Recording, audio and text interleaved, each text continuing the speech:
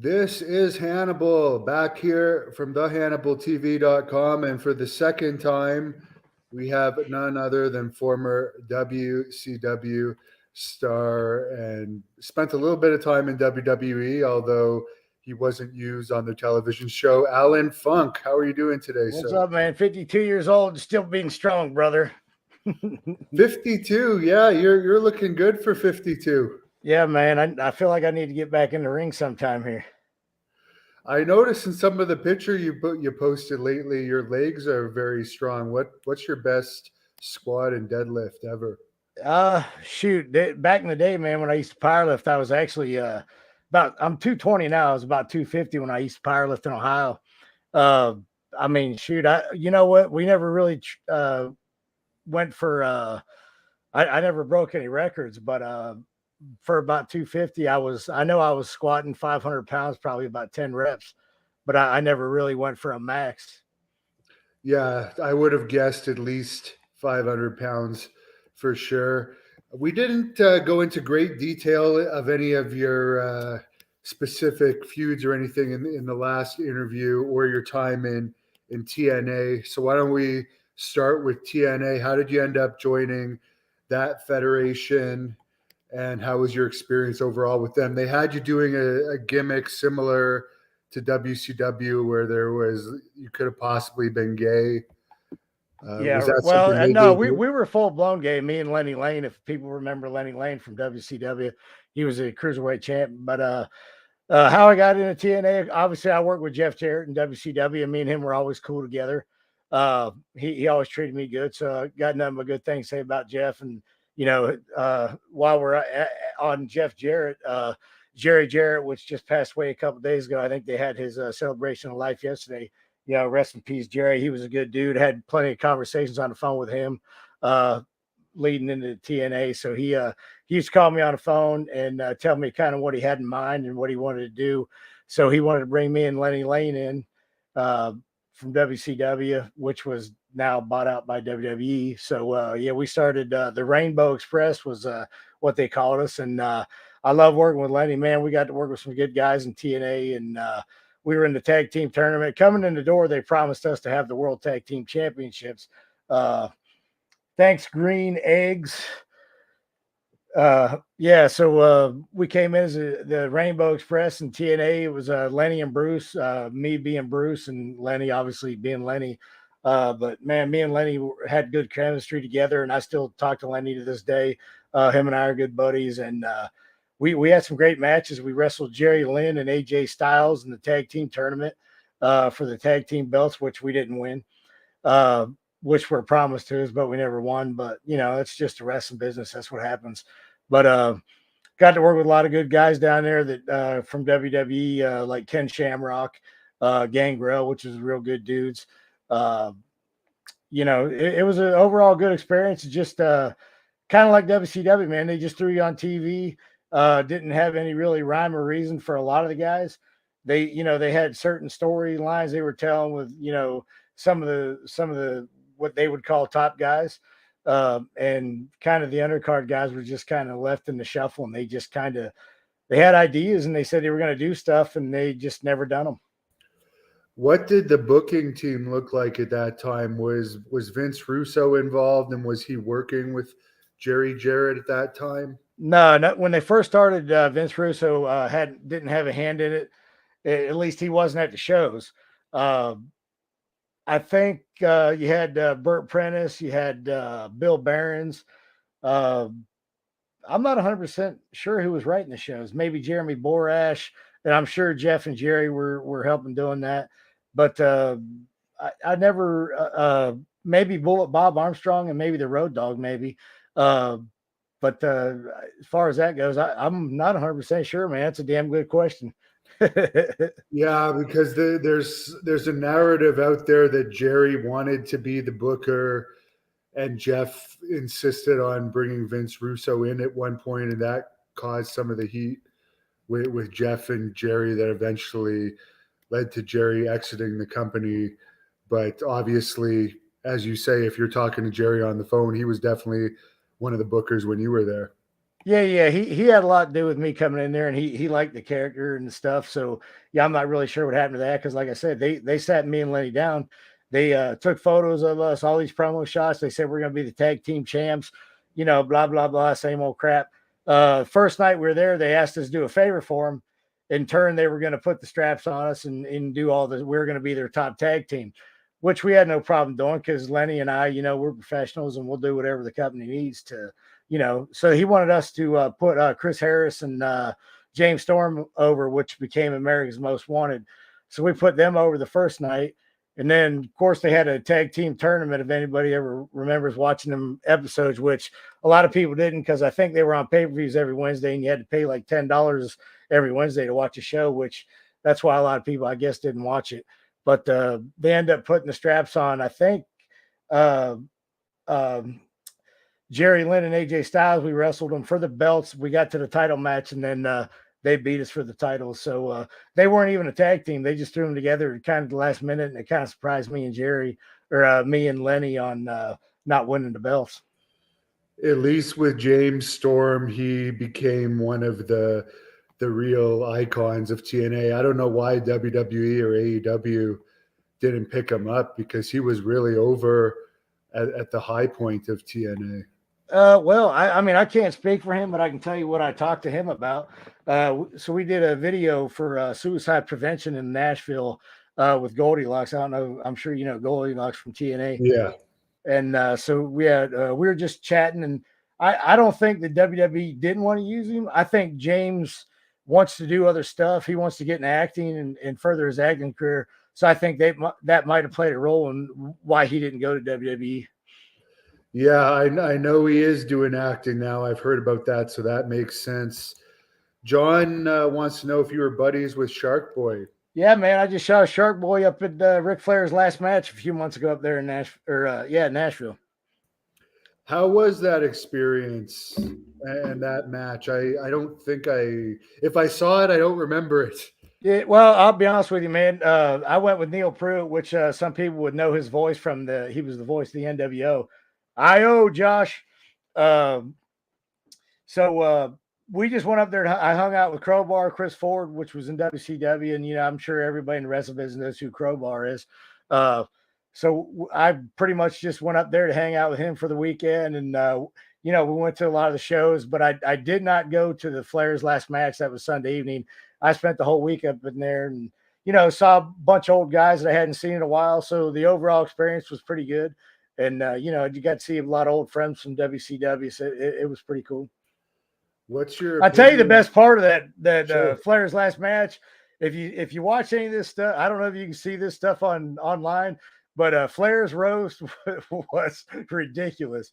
It was it was pretty nuts. It was on the Friday night, man, and I'll tell you what, that roast, Tori Wilson, and there was a couple other people that Tori Wilson did real well. But it was pretty funny. The roast was great. Yeah, he's a very sensitive guy, so I would have liked to have seen that. I'm going to search it up. Dude, everybody got heat with him because they were cracking on Vicky Guerrero, and man, I tell you what, they were hammering Vicky Guerrero, and so when Flair got up there, he was kind of pissed, because he was like, hey, well, I guess I don't know if Flair knew how roast worked, but if you watch the roast on the Comedy Central, they hammer everybody, so everybody's fair game. He got a little hot when people were picking on Vicky and Tori. Oh, Tori was roasted too? Oh, well, when you're sitting on stage, bro, they hammer everybody that's up there. Oh, So wow. they had a couple good comics, and I wish I would remember their name because they were pretty damn good, and they hammered everybody. What was your experience like with Ric Flair in WCW? Was he nice to the guys that he didn't work with on a regular basis?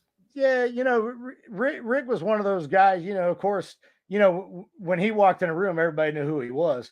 But he was always willing to buy you drinks. We'd be at the bar at the hotel.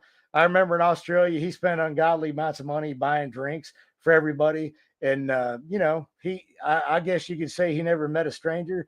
He'd always buy you a drink. And backstage, he was always cordial and shook your hand. And he was always cool backstage. So I don't have a problem with Ric Flair, but I'm pretty good friends with his son David. I talk to him on the phone a lot, And we don't talk too much about Rick.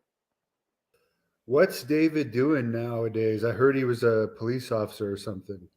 No, he owns his own company. He owns I guess you could say some kind of manufacturing trucking company where he uh distributes stuff through his trucking company and stuff. But I'm not exact. It's called shoot something Flair or something. But not Flair. I guess it's Yeah. Flehr. I guess it's how they spell their last name. But he's doing really well, man. He lives up north of Charlotte, and I keep in contact with him, so he's doing good. Were you there for that Australia trip where Juventud Guerrero went nuts? Yeah, bro. I was right in the lobby when all this happened, and I was with a couple guys, and we were sitting there eating lunch, and we saw all this. Just, I mean, Hoovy was going nuts, butt ass naked out in the patio. So we're inside the hotel, and when I tell you we stayed in 5-star hotels when we were with WCW, these were cream of the crop hotels, man. So you can imagine you're in this nice hotel, sitting in the lot in the restaurant, kind in the area, and then you go outside. There's a patio. Juventud was just screaming, just nonsense. Just he was screaming in Spanish, saying something about Jesus, and I think Conan at one point said he's saying he's Jesus and stuff. And I kept telling the guys, I'm like, Fit Finley was there, and I said, why don't we just like, you got a bunch of us big guys there, why don't we just jump on him? But he was tripping out on something. I don't know what he was. Somebody said he was taking ecstasy, or who knows what he was on, but he was definitely on something. And I just keep remembering like I just wanted to go out there and knock his ass out. Just not because I didn't like him, just knock his ass out and carry him up to his hotel room so he didn't get arrested, which is exactly what happened. So, and it was the funniest thing. And I'm not exaggerating when I say this. When the cops came up there, man, they were trying to grab him. Nobody could get a hold of him. He was like a greased pig, dude. He was just everywhere. And I mean, if people had this on video, it'd be on something on the funniest videos, dude. And then finally, I think they had a taser and they went to tase him, but they missed him because they couldn't keep a hold of him, and tased one of the cops. And then I mean, it was just it was like a Royal Rumble, bro. And then the next thing you know, Juventud, they finally get him. And I don't think they beat him up too much. They were just lucky to get a hold of him and throw him in the back of his car. And I'm not kidding you, this paddy wagon they threw him in, it looked like a dog catcher's car. They had this little door in the back. They threw his ass in there, and you see Hoovy holding on the bars, and he's screaming whatever he's screaming in Spanish. And I mean, you couldn't make this stuff up, man. Yeah, I wish there was cell phone videos back then. Oh, dude, wouldn't it be great? Yeah. I wrestled him and had a very bad experience wrestling him. Let me ask you this: when you wrestled him, it was all about him, right? Yes, what he did was he did his whole match, and then he didn't give me the part where I was supposed to do stuff. He just ended the match. Dude, that sounds like Hoovy. I worked him on I think it was one of the Saturday night shows. I worked him in Michigan one night, and Saginaw, Michigan. I'll remember this. And backstage, everybody's telling me, don't let him take everything. You're gonna have to take some of the match. So going into the match, and I was, I wasn't really green, but we were new in WCW, so I was trying to, stay in my lane. But again, I was trying to, kind of make a name for myself, of course, but we had an okay match. I wouldn't say it was a great match, but it wasn't a bad match. He actually let me get some stuff in there, and when he didn't, I just took it. So, and stuff I talked to him backstage, if he wouldn't let me get it, I did it anyway. So, it was kind of when you have Bam Bam Bigelow trying to teach you a little bit, and he helped me out a lot with that, where guys would try to take the whole match. And Bam Bam really helped me out, when I first started in WCW, teaching me how to control guys like that. Yeah, with me, it was supposed to be a near fall, and he just like took the pin, and there was a lot more to the match. And it's like, okay, Jesus. we're gonna do that. And sometimes I get pissed off because they act like it's a language barrier, but it's not as much as a language barrier as they lead to believe. Yeah, he's a strange guy.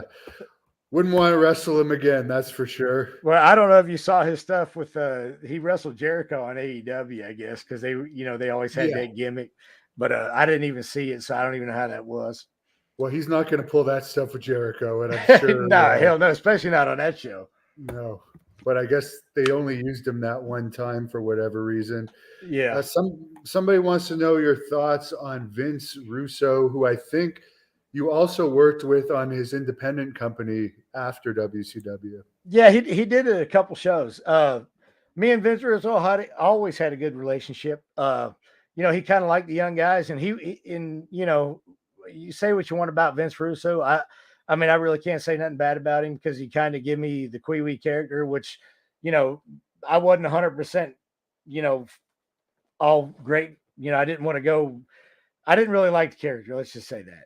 But I had to work with it because it got me on TV and it got me doing, the reason I'm on your show is because I did that character. So, it got me to where I needed to go and start out.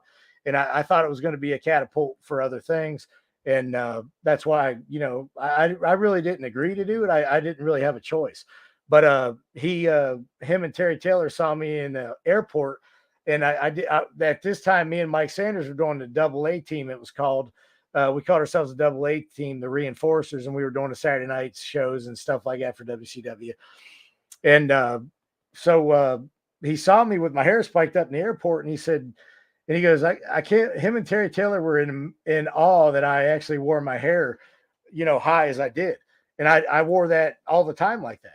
So they said, man, we might have a character for you. And Vince said, come on when you come to Nitro, I need to talk to you and we'll discuss some things. So he kind of went over the character with me and told me what I needed to do, watch some videotapes of Mango on Saturday Night Live. And it went from there. And, but I didn't mind the character actually once I started doing it. If they would have given me a little more freedom to do things that I want to do, I think it might have became something better than what it was. Did you kayfabe the character out in public in those days? Yes and no. I kind of tried to wear, stuff that people would say all that might be him, or he might actually be like that. And I didn't want people to the average fan or people that weren't smart to the business back then. I kind of wanted them to guess on like kind of, if I was kind of gay or what kind of guy is this, Someone wants to know if you've ever teamed up with Terry Funk. A lot of people think that that's a fake last name and you took it from the Funks, but I believe that's your real last name. No, it's my God-given name. And I'll tell you a quick story. We were in, my dad used to come to a lot of the shows before he passed away. And we were in Indianapolis, Indiana. We did a pay-per-view and stuff there. And at this point, I was pretty good friends with Terry because, the first time I met Terry, he asked me to see my ID because when I introduced myself to him, I said, I'm Allan Funk. And he stood up. He was playing cards with the wall, which was Jerry Toot. And he's like, your last name's Funk? And I said, yes, sir. And he said, I'm going to need to see some ID. So I had to pull my ID out and show him. And as soon as I showed my ID, he gave me a big hug, and then we became friends then. And then in Indiana, my dad was at the show and Terry was there. So Terry said, hey, I'm bringing my uncle's going to be here and some other, family guys. And he already saw my dad and he said, you guys come in and, meet my family and stuff. Cause Terry and my dad always sat around and tried to figure out how we were related. And they were coming up with some, ideas how we were related. Cause we had relatives in Indiana and Chicago area. My dad grew up in Chicago. So there's some kind of connection there. We never really did figure it out. But he brought his uncle to the show that night. And my dad was out in the arena, chatting with the guys and doing whatever. And I seen his uncle walk in and I thought, holy crap. So I went and got my dad and I said, Dad, you got to see Terry's uncle. And so I brought him in the locker room. Terry's sitting there and I said, Terry, I said, I want to introduce my dad to your uncle. And he come in, I guess he was in the bathroom or something. He came out and he goes, hey, it's my uncle. And I looked at my dad and he looked at me. And I said, holy shit. His uncle and my dad look like damn identical twins. So we're sitting there, we're laughing, we're like, holy crap, we can't believe the resemblance that they look so much alike. So, there's got to be some connection with Terry Funk, with the family and stuff. I don't know what it is, but his uncle and and my dad looked identical twins, man. It was kind of crazy. But to answer your question, I never got to wrestle Terry Funk. I was in a few spots with him. We did some stuff with Ming and the hardcore stuff, and he actually almost broke my elbow one night. He hit me with a chair so damn hard. How was Ming to work with? Oh, Ming's great. He's one of the nicest guys in the world, bro. I don't know if you ever spoke with him. Excuse me. Oh yeah, But he's a but real nice guy. he's a solid dude, man, and I love working with him. We had a couple spots where I won the cruiserweight tournament thing to wrestle Mike Sanders for the cruiserweight belt at one of the pay-per-views. It was a great match. I got to wrestle. I beat Rey Mysterio, Billy Kidman, Chavo Guerrero Jr., Elix Skipper, Lash LaRue, and I'm thinking there was somebody else in there, and I can't remember if there was. I'm sorry, but I beat all these guys in this match. So then here comes Ming. This was, we didn't have none of this staged or anything. Here comes Ming. He's going nuts, man. He's so damn big. He just grabbed the hold of me and threw me on his shoulder, and he's walking around with me on his shoulder. He was proud as hell, man. So that was a real good moment for me with Ming, and we had a lot of good stuff together. Someone wants to know if any of the older wrestlers ever took liberties with you when you were one of the younger guys. I guess he means like tried to beat my ass or something. Yeah, or be extra stiff with you in the ring, which we hear used to happen more often. Yeah, with me, not so much, because I kind of, when I came in the business, I was respectful of everybody, and I had there was some guys from the power plant, man. We were we were educated on the wrestling business by the time we got on TV, and we respected all the guys. Now I will say this: Rick Steiner tried to, I guess you could say, see what I was going to do in a moment when he was trying to mess with me in the locker room. We were in the locker room and Bill Goldberg was in there, and I remember Hugh Morris, Bill DeMott, Ray Lloyd might have been in there, Glacier, and a few other guys in there. I just can't remember who they were. So Rick he got in my face and was like pushing me and trying to, bully me around a little bit. And of course, me being me, I'm not going to back down. I mean, I'm thinking to myself, shit, we're going to get in fight. I got a 50-50 chance of winning. I got a 50-50 chance of losing, but I'm not going to be a bitch. So I got back in his face, and he was, trying to intimidate me. He was just trying to feel me out, I guess, and see what I was going to do. And I wouldn't back down. And then finally he grabs my shirt and he rips my shirt right in half right off me. But it was a shirt that I was already dressed for the wrestling show. So it was a pink shirt that the wardrobe lady made. And when I got in his face, and I was like, you're real tough, man. Ripping my ripping my shirt. I said, I'll just go to the seams and get another one made. And I said, you're so tough. I'm not going to mess with you anymore because you're going to rip my shirt. And when I did that, he really didn't know what to do because I was kind of being a smart ass. And, but he didn't do anything because he knew I wasn't going to back down. And I think I got his respect that day. And me and him are friends to this day. And I still talk to Rick on the phone. And when I see him and his brother, Scotty, they're always real cool to me. And I always have good conversations with them still. Were you a witness to that Scott Steiner DDP backstage fight? Yeah, I was. I think we were in Roanoke, Virginia, if I remember correctly. And here's the thing I don't understand about that whole thing. DDP had 1,000,001 opportunities.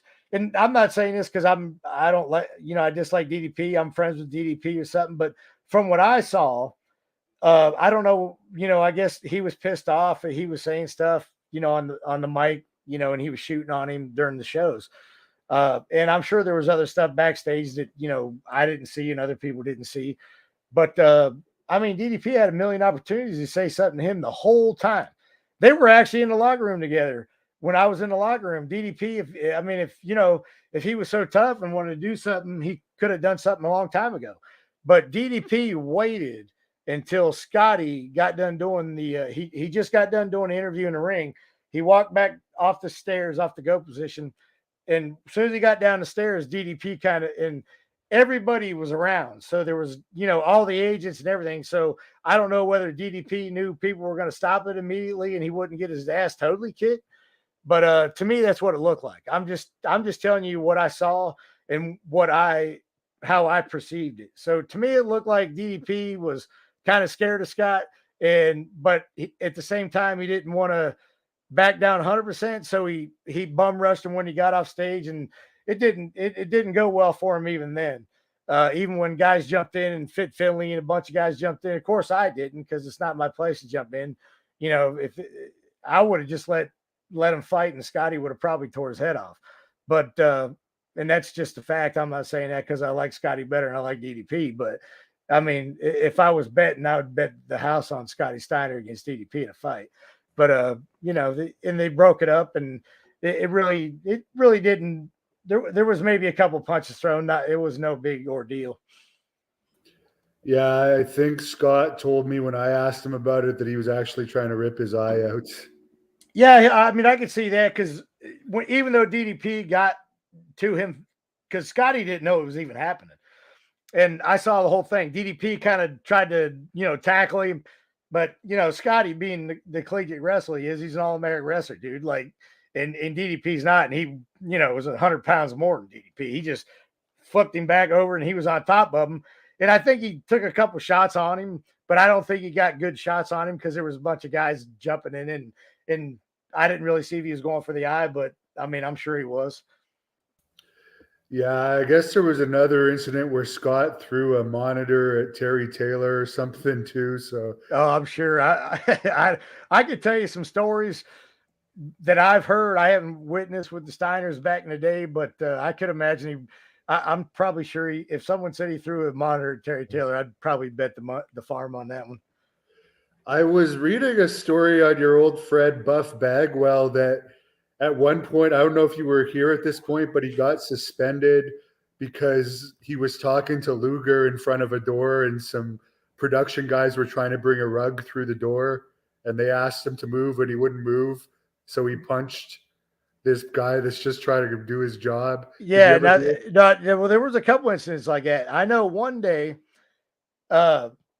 Marcus, and the reason I know this, I was pretty good friends with a lot of the production guys, because I was born and raised blue collar, so they'd always we'd do the pre-tapes and this and that, and so I became friends with all of them. So they used to tell me a couple stories about Marcus, and I never saw any of it, but I can tell you what they told me. And I know Marcus got suspended maybe more than once for that. I know one guy was messing with the cords or something, and Marcus was coming in the building with his luggage, and the cords weren't. I mean, it was early. They usually put them in these things where they hide them so you can walk over these little ramps to hide the cords. Excuse me. And I guess the cords weren't up yet, and Marcus kind of stumbled his bag and tripped over it or whatever, and he punches the guy, and I don't know if he hurt him or knocked him out or whatever, but I guess he beat the guy up, and since me and Bagwell had our differences, we've made up since. And I don't want to say nothing bad about Marcus, but that's just what I heard back then. And I'm sure Marcus is a different person than that now, and he'd probably admit that he was wrong. Yeah, some of it has been documented, and I think that some of that probably contributed to why WWE didn't use him for longer, because he was really over in WCW. Yeah, but let's be honest, man. Marcus looked great. His body looked great. And back in the day, he could work, but once he got that NWO spot and stuff, let's be honest, man, his matches weren't 5-star matches. And then by this point, he was, you could visibly see that he was on the gimmicks pretty hard. So, whether that was the case or not, that's just what I saw. And the great Muda just retired, I think, just over the weekend. You wrestled him numerous times. What was it like being in the ring with one of the most famous Japanese wrestlers of all time? And your thoughts on him finally retiring after this, I think it was been about a year retirement tour. Yeah, I think there was 30,000 for the retirement match. Yeah, I think his last match was just maybe a month or two ago, when he wrestled, I think, Sting and Darby Allin. But yeah, Sonny Ono, I'm good friends with. He went, man. I wish I could have went to Japan, but working with a great Muda, that's that's one of these things that that's the reason you get into wrestling, right?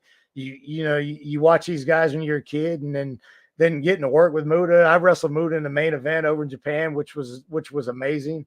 I worked with him with Mike Awesome over there with Jerry Toot, which was the Wall. They were Gigantus and the Gladiator. Me and him tagged up, or I tagged up with them too a lot, and we got to wrestle Muda, Kojima, Kawada, which legends in Japan. So yeah, getting to wrestle with Muda was great, man. And it's good he's retiring while he can still walk, And I wish Muda the best, man. He was always a good dude, man. Always a good dude.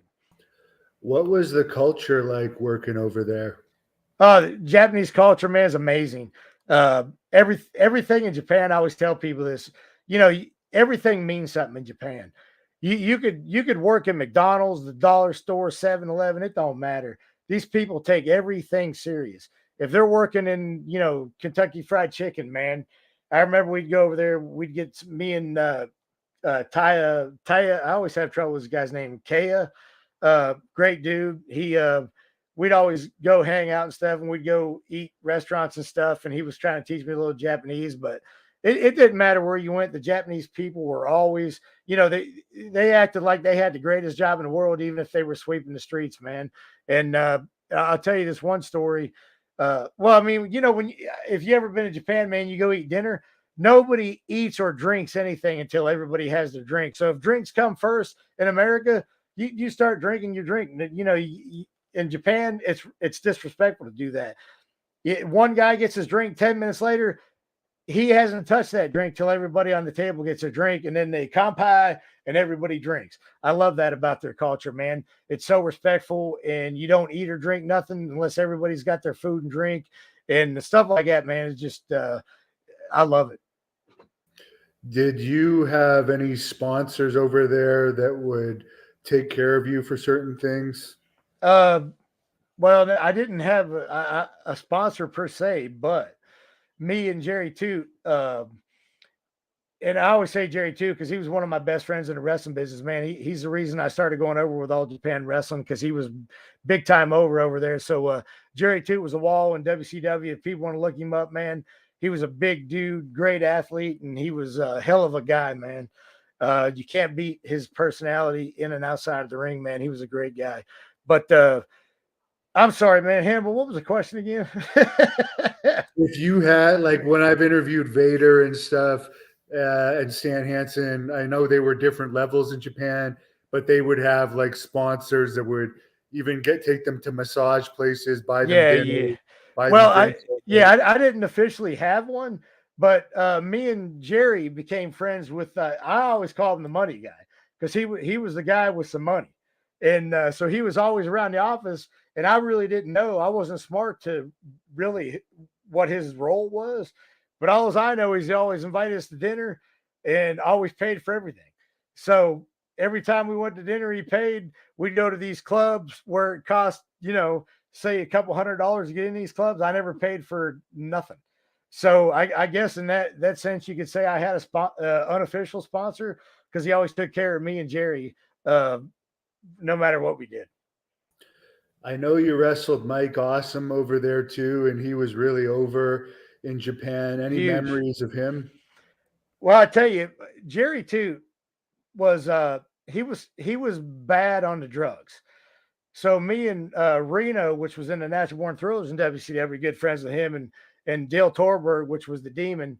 We all, we were all a tight knit group, and we were trying to do an intervention with Jerry's girlfriend and trying to get him off drugs and stuff.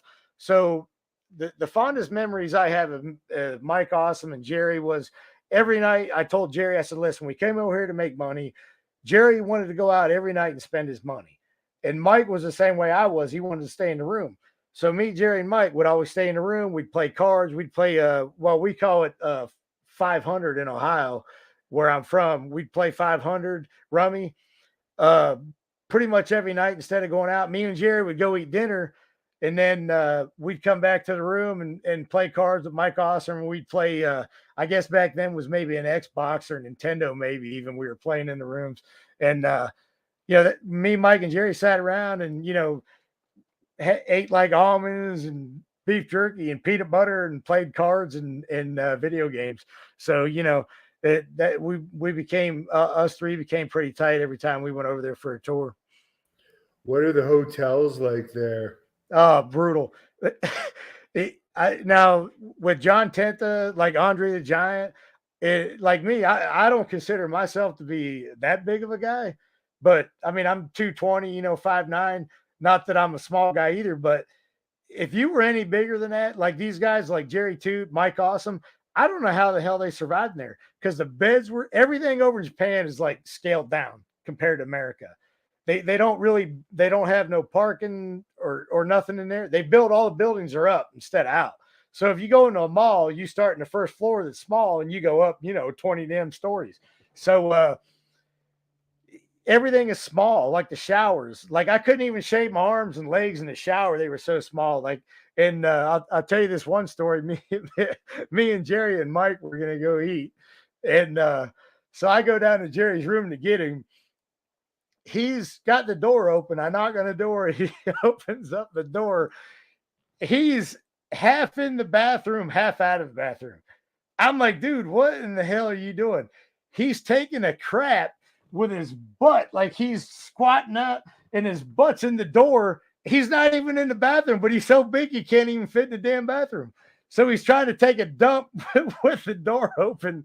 And I don't even know if he hit the toilet, but I said, dude, I'm getting out of here, man. I'll be waiting for you in the lobby when you get done. So it's just stuff like that. It's funny about Japan, You always hear that Andre would just do it on the bed there. Oh shoot, I don't doubt it. There's no way some of the hotel rooms I stayed in, Andre the Giant would have been miserable. He wouldn't have, I mean, no wonder that guy was miserable sometimes traveling. In WCW, what were the most common drugs that people would have been taking back in those days? More muscle relaxer style stuff or both You know, parties? with and I never got into that. And if I did, I'd tell you. Uh I very rarely took a pain pill, but just from watching other guys and obviously seeing what's going on, pain pills, and some was a big drug back then, and Xanax, they always talk about taking a bar of Xanax.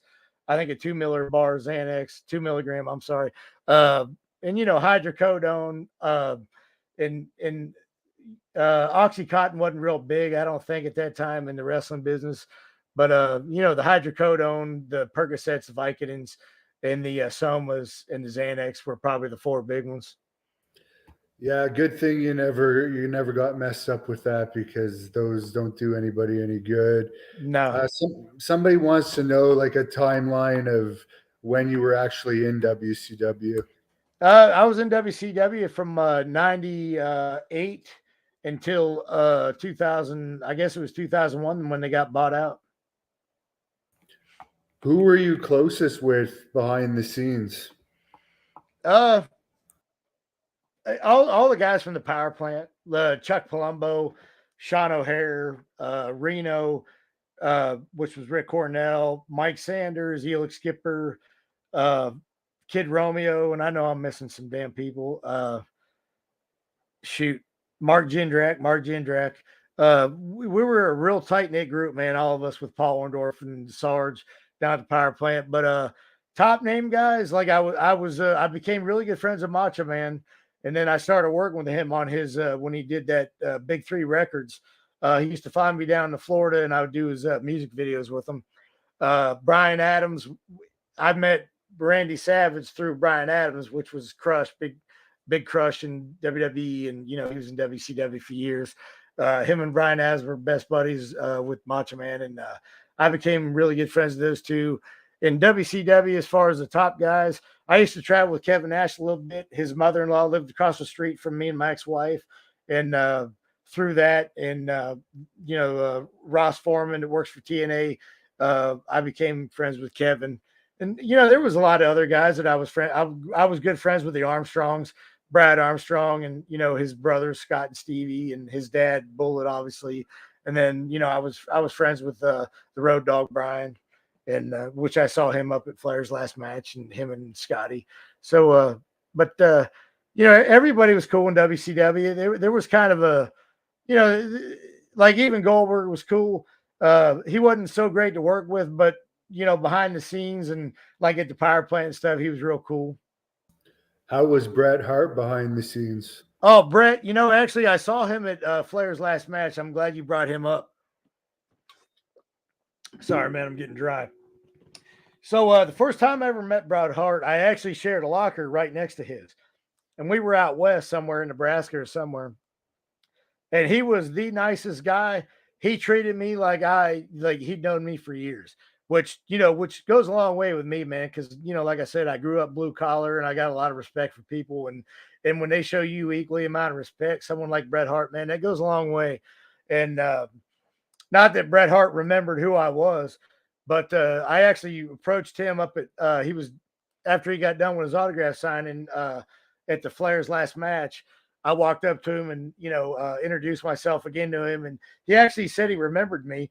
And, I just told him, I said, man, I want to thank you for always being so cool, man. A guy in your position was always super nice, man. And I said, it meant a lot to me and I appreciated it. And he loved it that I told him that, man. And he really appreciated, my sentiment, and he hugged me, and, we had a moment there, and it was kind of cool. David would like to know. Oh, sorry, wrong person. Brandon wants to know what your favorite match was. Shoot, I can't really say I got a favorite match. Of course, wrestling, like we talked about with Muda. I mean, you can't discount that match because it's Muda.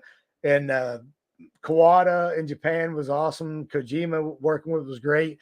But I guess the if I had to say a favorite, I mean, I can't discount any of the power plant guys, but it was always good working with those guys. But I had a really good match on the last pay-per-view, Agreed, with Jason Jett.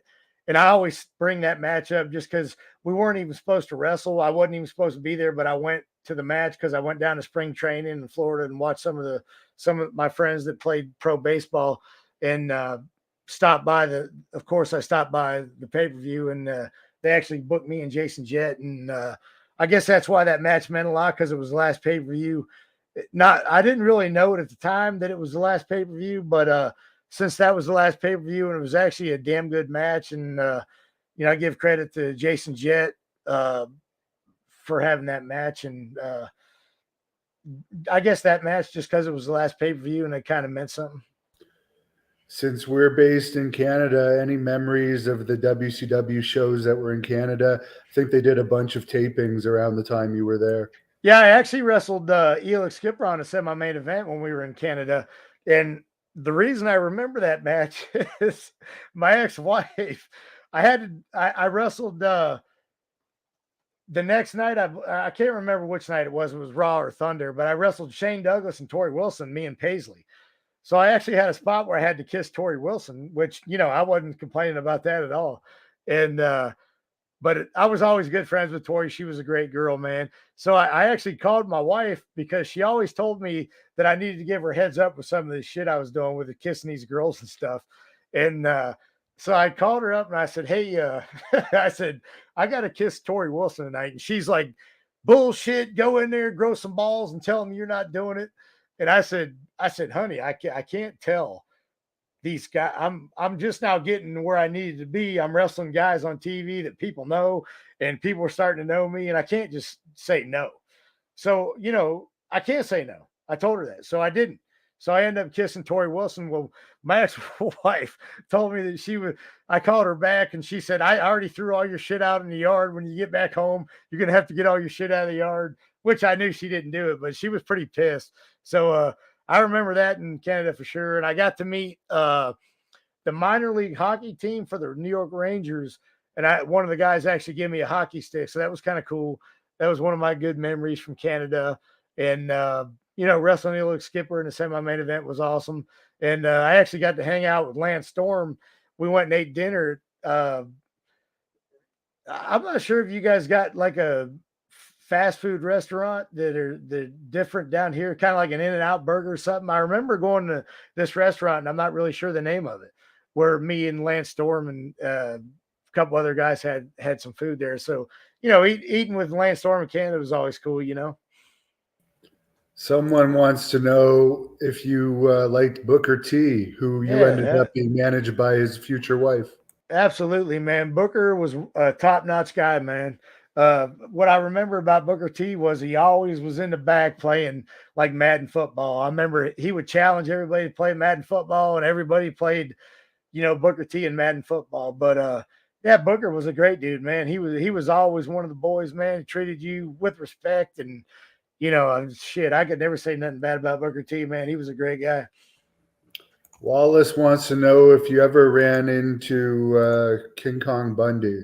You know what? I never got a chance to meet King Kong Bundy. No, I haven't. What about Mike Modest, who appeared on this channel recently? Yeah, Mike. I knew Mike briefly. I think he was friends with Kevin Sullivan. Maybe I want to say Kevin brought him in for some stuff, and I don't think I ever got to work with him as far as work goes. But I spoke with him a few times, and he seemed like a pretty decent guy. Someone's bringing up your match against Lance Storm on the November 6th Nitro. Any thoughts on that? Yeah, it was a good match, man. Lance was great to work with. That actually was in Chicago, and if you watch the match, I had so much glitter on me, it was freaking ridiculous. But Goldberg got freaking mad as hell because the match, there was glitter everywhere, bro. If you go back and watch this, it looked like I had glitter for my hair. That's how much glitter I had on me. It was everywhere. So Goldberg got pissed because he got it on his clothes and his beanie and stuff, and he tried to ban it that night. He come backstage, he was fucking hot because he had glitter on him, and I thought it was great. How many wrestlers had their own dressing rooms? Because it seems like they had a lot of like ego-ish stars in WCW, like the Goldbergs and the Hogans, and probably the Randy Savage and the Stings and the Lugers, that would probably require their own dressing room, I'd imagine. Yeah, and there were quite a few, and pretty much the guys you mentioned, yeah, but not all of them were assholes. Even though they had their own locker rooms, like even Hogan, he'd come out and talk to you. He was always cool, and I grew up. Hogan was my favorite damn wrestler, man. I have a shirt on my wall that I caught at the second Survivor Series in Richfield, Ohio, at the Richfield Coliseum. And when I worked with him, he actually signed it for me, so I got it in a big frame. And he was always cool. Macho Man, I became friends with, was a great guy. He actually come up to me and introduced himself. But now at that time, Sting, I thought Sting was the biggest ass in the world at that time, because I was supposed to do a spot when they first brought us on as we were a Bischoff and Russo security and stuff. And even before that, we did security with Doug Dillinger and the guys just out of the power plant. And I had to walk out with Sting. He was walking through the crowd, and they told me I was in charge of not letting people jump on him or hurt him or do anything. So, I come out there and I say, hey, Sting, they want me to follow you out the ring stuff. And he was kind of a dick. He's like, I don't need you walking me to the ring. Or, he was real standoffish. And I always thought, what, if someone jumps on him, I'm going to let him beat the shit out of him. Because, treating a guy like that, I just went out there and was doing what Doug Dillinger told me. He was head of security in WCW. So, don't browbeat me because, you're Sting and I'm not, that kind of shit, don't sit well with me. Yeah, I've heard he was going through a divorce or something, or marital problems during one point. Yeah, now I will say this later on. Of course, he didn't apologize to me because he probably forgot about the incident. But later on, he became a little cooler when I had a couple encounters with him later on. So, maybe he was having a bad night. I don't know. But, he just rubbed me the wrong way that night. Brandon wants to know any good stories from TNA. You've already told a couple. Is there any more you left out? Well, I don't know what kind of stories you want to hear. There's probably a couple I shouldn't tell you, but I could tell you one night with Kathy Dingman that used to be BB in WWE. I wrestled her, and she took me dress shopping, and we went dress shopping for an evening gown match. I don't know if that's the kind of story you want to hear, but some of the stories I'm going to keep to myself right now. Yeah, you won the Miss TNA at one point. Only title How I was ever that owned, Hannibal. You know what? It was all right. It is what it is, man. It got me on their TV and kept me a job, right? Uh, it was fun, if nothing else. I got to work with Kathy and became friends with her, and you know, it is what it is. They got rid of Lenny. They didn't want to use him anymore for whatever reason, and that's kind of direction my character went. And I did it because I kind of had to, and that was basically it. Good question here from Lance. Did any of the wrestlers think you were gay in real life? You know what? No one ever told me, or said anything to my face about it. But I mean, I'm sure there were. I'm sure people were kind of questioning, some of the stuff I did. I don't know. Yeah, well, now there's actually a lot of it's a different landscape now in wrestling. Well, yeah, when they first gave me that gimmick, they told me if I got any gay chance or any signs that said gay or fag or queer or anything, they were going to take me off TV. And I was like, holy shit, man, they're like setting me up for failure. But thank God, we never really got those chances and stuff. Here's a question that Ringspan has for you about the hilarious segment you did with Paisley on WCW Worldwide with Bobby Heenan. Holy crap, Ringspan, that dude is he did his homework, man. Yeah, we filmed that down in the TNT where they do the TNT NBA stuff, I guess. And I don't even know how that came about, to be honest with you. They just had me go down the studio, and me and Paisley went down there and dressed up. And then they said, you're going to be on this game show with Bobby Heenan. And let me tell you something, man. Bobby Heenan was he was a funny dude, man. I went to a few baseball games with him at Yankee Stadium, and of course, Bobby Heenan knew everybody, so it was always fun going with Bobby because you got to talk with everybody because everybody knew him. And that's how I actually became friends with George Steinbrenner because of Bobby Heenan. And he's just a card, man. He just 100% just joking around, bro. And he was just a trip, man. It was pretty fun. It was kind of weird because nothing was rehearsed. And at that time, my character, they wouldn't really let me do too much of my character, so I was kind of limited on what I could do on that show. But it was fun. What did you think about Tony Schiavone, who Bobby Heenan didn't write too much good stuff about in his book? But it seems like even Tony Khan took a shot at Tony Schiavone last week. Did he? What did he say? I don't know. I didn't hear what he said. He insulted Ariel Helwani, the MMA reporter for working for WWE, and he said, "You're no better than Tony Schiavone." Oh shit! And it's like, why are you insulting your own guy? Yeah, dude. I never had a problem with Tony. He was Tony was kind of funny, and from what I saw, Tony was. Now let's be honest, man. Tony's kind of, I guess some people would call him nerdy. I'm not just saying that. I'm just saying, from what I know of Tony Schiavone. Like I said, he was always cool with me, but Tony always seemed like he was always trying to get with the hottest chick, or he was kind of that. To me, when I saw him around these hot chicks, like he was the weird old grandpa that always tried to touch the girls' butts and stuff. That's just how I picture Tony. But I saw Tony shoot about a year ago, maybe we at an indie show down here in Atlanta, and he put me and Mike Sanders over big. So, I can't say nothing bad about Tony. He was always cool with me. Somebody's wondering if you have any stories about Big Money Dan, the left-hand man, which I guess was the Undertaker's name for Danny Spivey. I don't know if you ever would have crossed paths with No, I don't have any stories on Big Dan. Sorry about that, buddy. Apparently, the Undertaker revealed last week in an interview that he was a pimp before he got into wrestling. So, dude, let me tell you something. There's all kinds of guys in the wrestling business. There's nothing surprises me. So I'm sure he probably was. Yeah, weren't you around the time of that? I forget, Hardbody Harrison. Oh yeah, they just contacted me to do Dark Side of the Ring with him. But I don't think they're going to do it now because I think they need to get so many family members to approve the episode, and they can't get a hold of any of his family members that wants to do it. So unfortunately, I don't think I'm going to be doing the episode now. What was he like? I don't. I think he was what, holding girls hostage supposedly, and Well, yeah, they said he had some kind of sex slave ring, which I mean, I'm sure he probably had.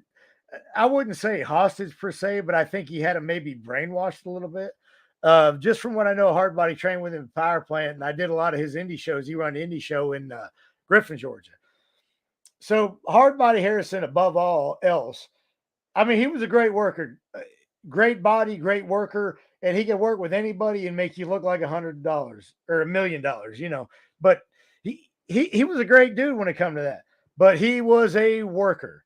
This guy would sell freaking ice to an ice salesman. This guy, he would do whatever he could to make money and work people, and I noticed that shortly after I met him, I became smart to it.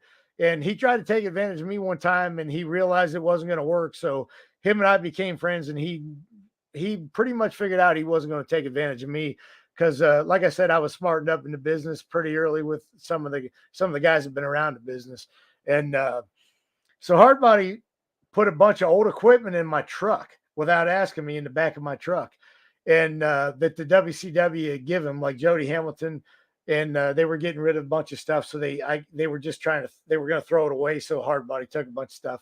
So he put it in my truck, and Hardbody used to talk, hey dog, you know, he talked, for lack of a better word, like ebonics. He wasn't highly educated, and he spoke real, you know, street, and he was just a rough guy, just hard rough. So he's like, dog, you can take my stuff to my house in Kennesaw, dog, and you know you're gonna do it, and I'm like, Hardbody.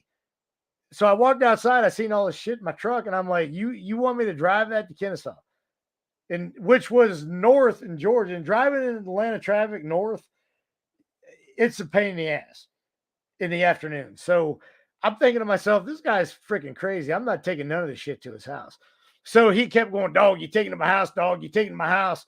I was like, you know what, Hardbody? All right, I'm taking to your house. I'll be up there after the power plant. So as soon as we got out of the power plant, man, I got in my truck.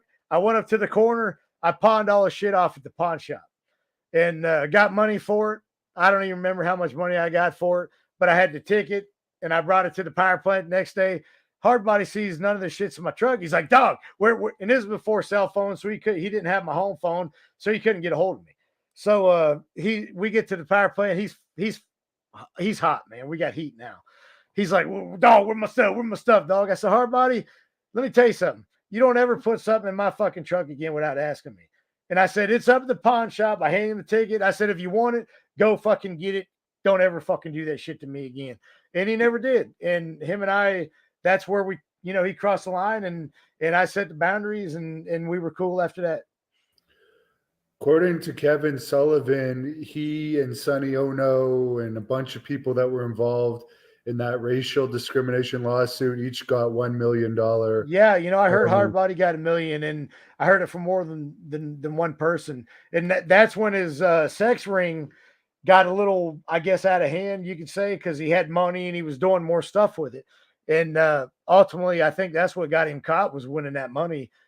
I don't know if that's the case or not, but you know, I still kind of kept in touch with Hardbody because unfortunately he knew where I lived.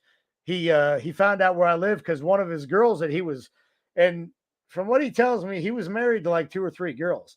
And I know the girls because they used to come to his independent shows, and one's name was Heather. And I actually used to work at the Ingles and the bank, or not the Ingles, I'm sorry, the Publix and the bank. And I always went to Publix and saw her. So, and she actually told me they were married, and I knew he said he was married to a couple other women, so I guess he was married to more than one woman.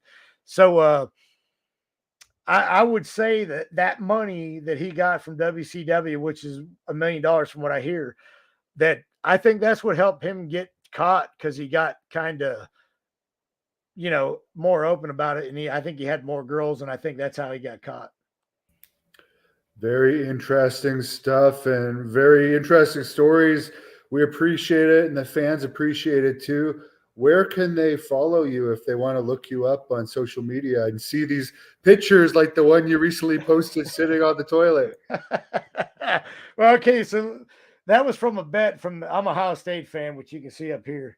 So Ohio State played Georgia in the Peach Bowl this year. So they losing the bet, I had to wear a Georgia shirt all week, and I had to post it on social media. So those are my creative ways of wearing my Georgia shirt with my thong on too. And I was actually on the toilet. That was a shoot photo. But they can look me up. It's just my name, Funk Allan at Instagram. It's Allan Funk 05 on Twitter, which I'm not really on there that much. And on Facebook, it's Funk Allan. So, but also I'm doing a.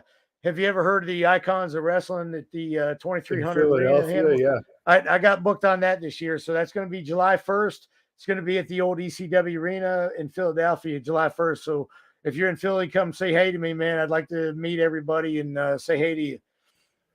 And they usually do wrestling shows on those too. So maybe you can get back in the ring too that week. Well, I do have to have knee surgery. So if I don't get knee surgery, I wouldn't be against being on a wrestling show.